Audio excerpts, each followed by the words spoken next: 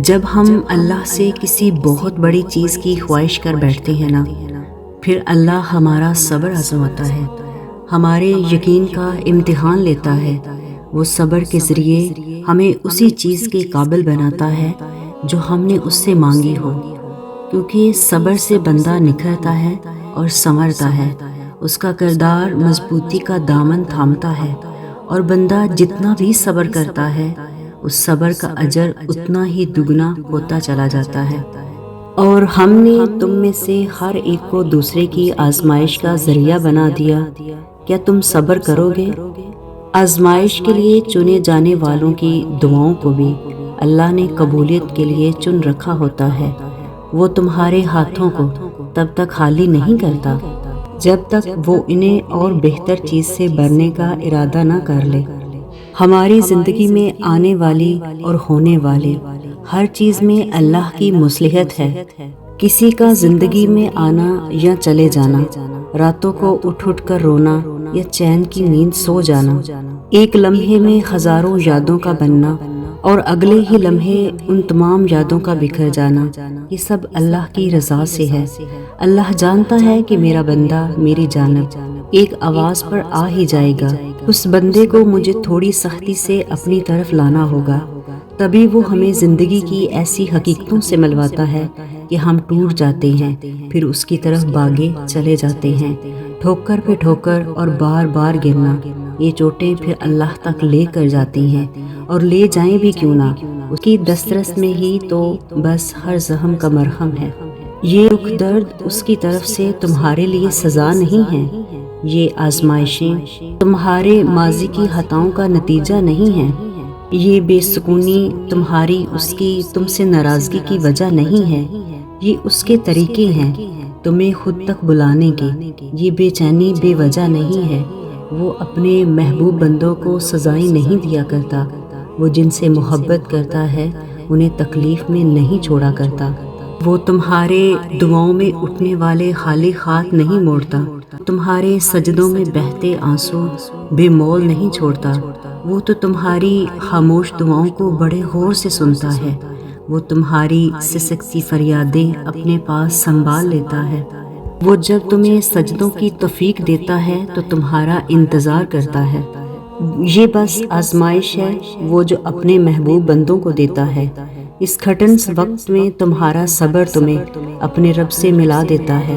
اس کی ذات تو اتنی بے نیاز ہے کہ جب صلے کا وقت آتا ہے تو وہ اپنی رحمت کے سارے دروازے کھول دیتا ہے، اور جب کن فرماتا ہے آسمانوں کے فیصلے تمہاری رضا کے مطابق کر دیتا ہے۔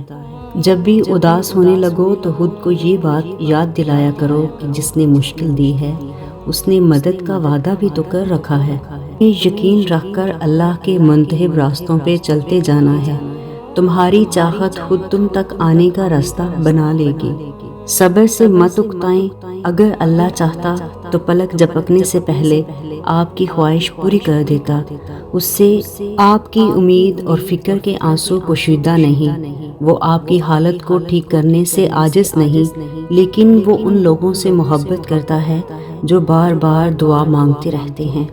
پھر چہرے پر پریشانی کیوں ہے؟ دل میں سوال کیوں ہے؟ کیوں یقین بار بار ڈگمگا رہا ہے؟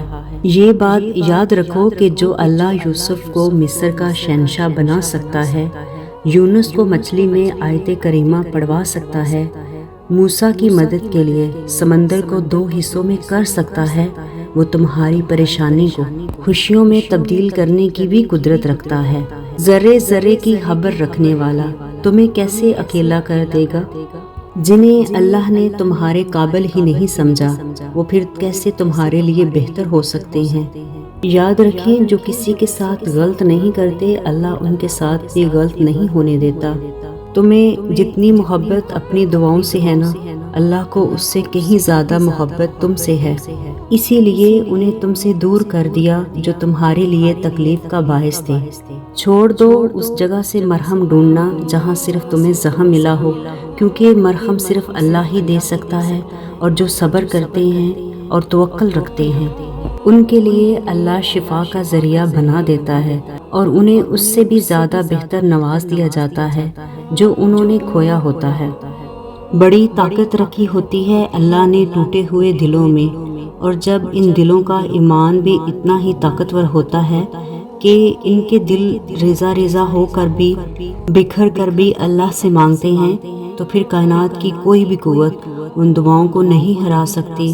پھر ان کی زبان جو کہتی ہے اللہ اسے ممکن کر کے رہتا ہے۔